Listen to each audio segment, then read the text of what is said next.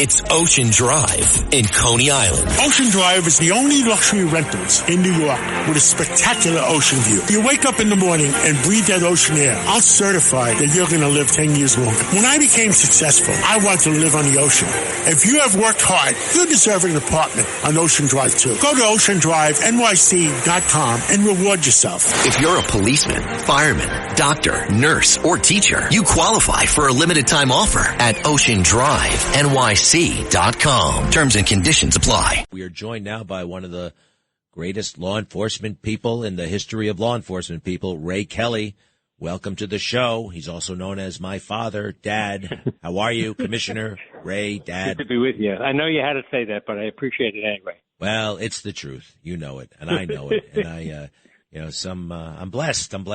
Anyway, we had good times growing up, and you did a great job. Hey, I want to play you something. Just listen to this guy, all right? This is kind of off topic, but Senator Cornyn was talking to one of the top border officials, right?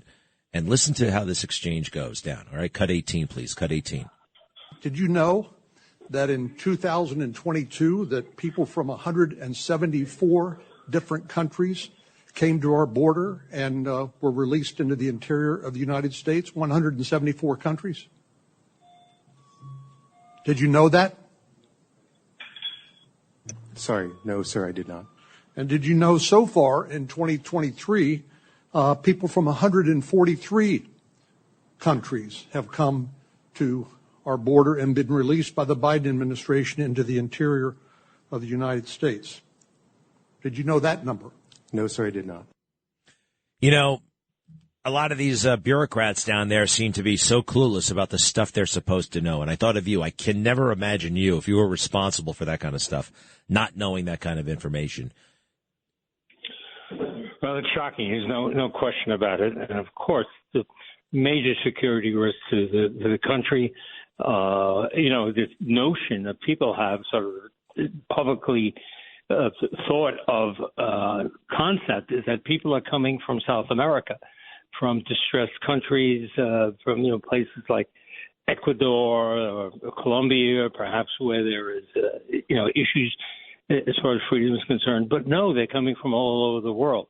And I saw that when I was the U.S. Customs Commissioner in the 90s in the Clinton administration. It was very, very diversified. And the reason I think it changed, and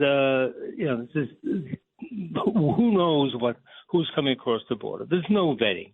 They tell you there's vetting. There is no vetting going on. And Bessie McCoy wrote a article today in the paper about how the whole notion behind this is to get people who are here illegally, get them work visas and get them to be able to vote. And, in New York City, the city council passed a law 2 years ago that if you're here for 4 weeks, you could vote. That has been thankfully thrown out. But they're going to try it again. So it's incredible that this is not the type of information that should be on the tip of their tongues in Washington, and yet they just put their head in the sand. You've got two granddaughters now. One is 1, the other is 3.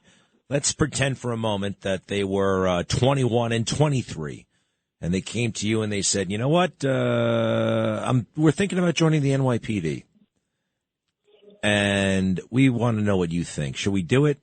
What would you tell them? That is a tough question. The organization is still, I think, a great institution. It's been so good to me. Virtually everything I have has come through in some way, shape, or form toward the NYPD. I've had terrific experiences. But it's a very difficult time to be a police officer. Certainly the most difficult time in my experience. You used to know when you were a police officer that sort of the public had your back. If you got in trouble on the street, they'd be calling 911, or maybe even they pitch in. You had this sort of inherited, I guess, or whatever, respect that the police always seemed to have when I was growing up. no more. That is something of the past. They get abuse all the time. You look at those demonstrations, see how abusive they are to police officers. You know, the world changed as far as the police are concerned with the George Floyd incident. So for the last 3 years, cops have been on the defensive. They're leaving policing in great numbers throughout America, certainly in the major cities of America. That would be a very tough question for me to answer these days. The job is not respected the way it was, even though, as I say, it was very good to me, and I loved every minute of it. I have to think very hard about that. Yeah, no, that is a tough one, and boy, yeah, my daughter, I'd say, I don't know, wouldn't you be happier? Wouldn't you be happier staying home? I just don't want them to leave. I want them to stay for a while. I don't want them to grow up. They're so beautiful. They're so smart. God, you're so lucky. We're lucky to have them. Yeah, in our lives. 1 and 3. One is the 1-year-old is Madeline. The 3-year-old is Annalise, and birthdays are coming up for each of them soon. So in December and February. Yeah, I know. You'll be all over it. You know, we learned recently that George Floyd did not die. Well, there were indications of this going back quite some time. You know, as difficult as those images were to watch, you know, a picture doesn't tell the whole story. And apparently George Floyd had a lot of drugs in him, enough to kill him. And there was no evidence of neck compression. You know, you could not tell by looking at that picture how much force, Chauvin was applying to that man. But society was rearranged as a result. But weren't those goals kind of there for a long time? The left, they were going after the police for decades prior to George Floyd. George Floyd just kind of intensified and quickened a lot of things that they wanted for a long time. Is that right? Yeah. It looked like a bell rang because when that film came out, there were major demonstrations, certainly in New York. The day after the George Floyd event, 450 cops were injured in New York City trying to quell the riots. It looks like they had been rehearsing it or whatever. I'm talking about the demonstrators. You know, they came out of nowhere. There were thousands of them, and it was a very difficult day for cops. They simply were not adequately prepared for a major event like that. It were happening in other boroughs too, so they were spread very, very thin. But it certainly surprised me as to how quickly those riots broke out. Look, I think a lot of people saw that film, the 8-minute film, and it was suspicions confirmed. They thought that this is how the cops treat everybody. It's just that we're looking behind the scenes now. And, of course, that's not the case. I can say that from my over 40 years' experience. That's not how cops treat prisoners. But it was something that just shocked people. And it was a rallying cry for anti-police notions and demonstrations all over America. There were over 300 major riots that happened in the aftermath of George Floyd, and cops were demonized. They were vilified. They had to back away, of course, from proactive policing. And they left the profession in thousands all over America, and it's still happening. It's still happening in New York. The department is still losing more people than it can hire for replacements, and I don't think that's going to change anytime soon. Unfortunately, even though they received a good contract through the union, apparently people are still leaving. It's not what they signed up for. The department has changed. They have a lot of rules, regulations passed by the city council, supported by the mayor. Certainly, Mayor de Blasio was probably the person who had injured The whole concept of public safety here in New York, the most.